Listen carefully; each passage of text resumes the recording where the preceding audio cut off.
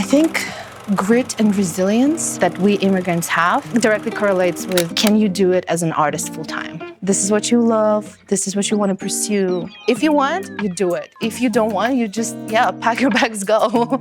Take your camera, leave. I guess it's not our option, huh? Hey, my name is Tatyana Kim. I originally am from Kazakhstan, Almaty. I'm a mother and I'm a director of both film and theater. Also, I write and sometimes produce.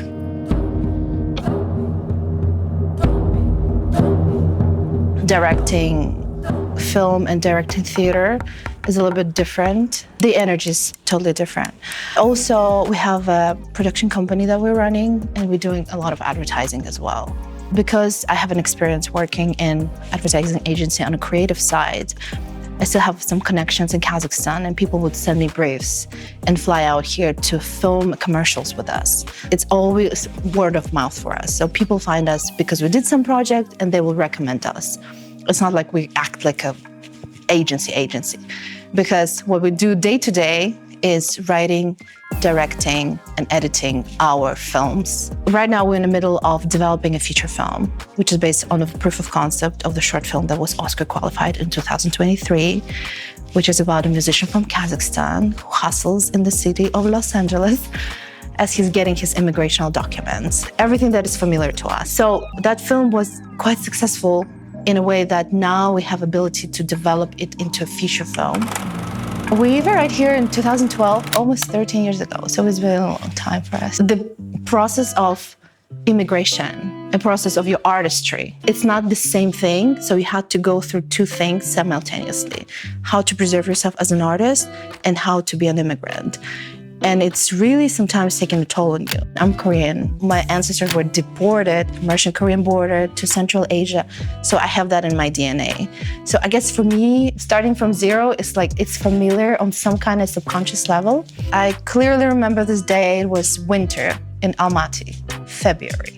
And you remember how February feels in Almaty. It's like super dark and very cold. Me and my husband now, we were sitting in the car and we're just so dissatisfied with everything that was going on in our life. Although I was working in an advertising agency on a creative side. So I should have not be complaining, but for some reason I just felt that my creative capacity was not exploded as much as I wanted to. Anatoly really wanted to pursue acting. And we just opened an app and we saw that this one program that he really wanted to apply to extended on that moment for another month. And we're like, okay, let's do it. So he applied first. I was like, oh my God, what am I gonna do? I really wanted to be a director all my life because everything that I like, music and theater and dance and storytelling, narratives, was all combined into directing. I felt like I just opened Hollywood Reporter, top 10 schools, and there was only one school that was accepting application during that time. And it was Art Center College of Design, and I applied and luckily I got in.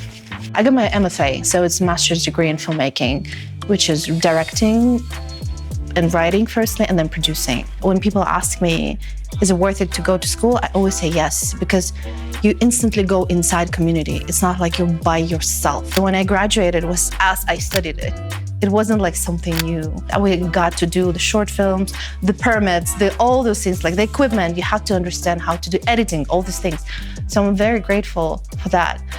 But yeah, it was really tough. I came in with $15,000, which I borrowed, which was the money for one semester, and I did not have money for my 3 years of study. I had no idea how I'm gonna do it, zero, it was insane. But that kind of experience let me realize that you're by yourself. No one's gonna decide anything for you. If you wanna make it happen, you make it happen. I've been always interested in being a director who writes. So for me, directing starts on the page. I really wished I didn't do that sometimes because it's so hard to write, but I cannot imagine, not being fulfilled in that sense when you are directing your own words. And I'm co-directing with Anatoly.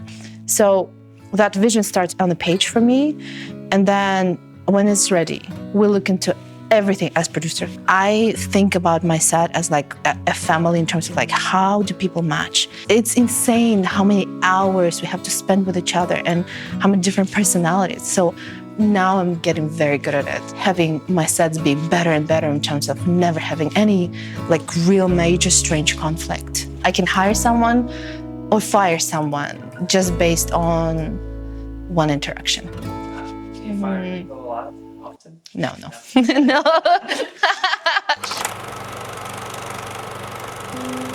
Everything in our household is around what we do, which is storytelling. My husband, Anatoly, he's an actor and writer, but he's a musician, like a Renaissance man. And so I think we met on that ground, like the musical part of it, being my partner not only in live, but in the creative side of everything that I do. It's just like the way you live your life and look at things and your direction is the same. But I will be lying if I said that it's just amazing, because it's also very challenging. Because when you have two creatives in a household, you have to respect the individual inside yourself, an individual, creative individual inside your partner. It's like all encompassing. It's like 360-degree relationship.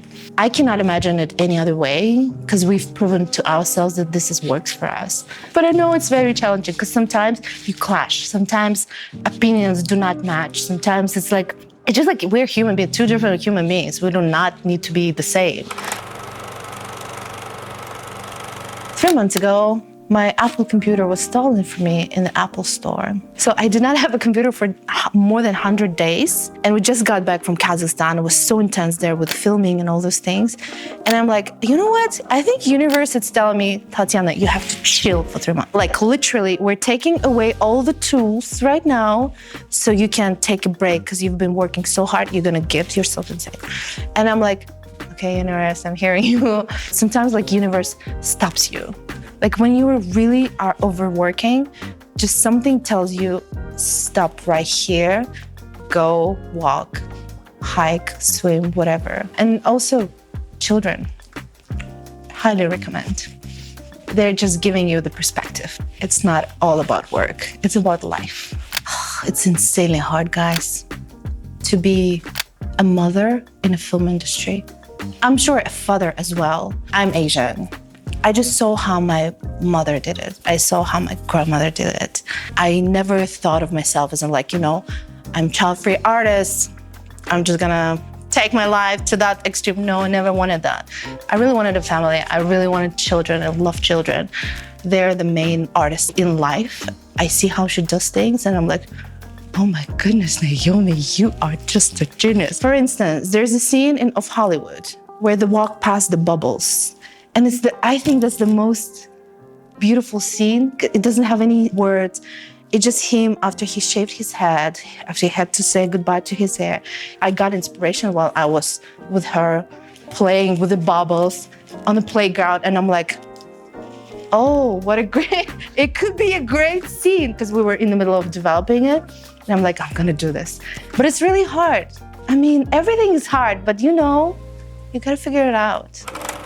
I hope in 10 years just to be a very happy person who is not bitter by not choosing the path that they really wanted, which is for me storytelling. As much as we still want to think like, okay, by this age you have to have a family, by this age you have to have kids. It never worked for me like that. Never, ever, like with everything that I did. I'm trying not to think that the time is something that defines what we do.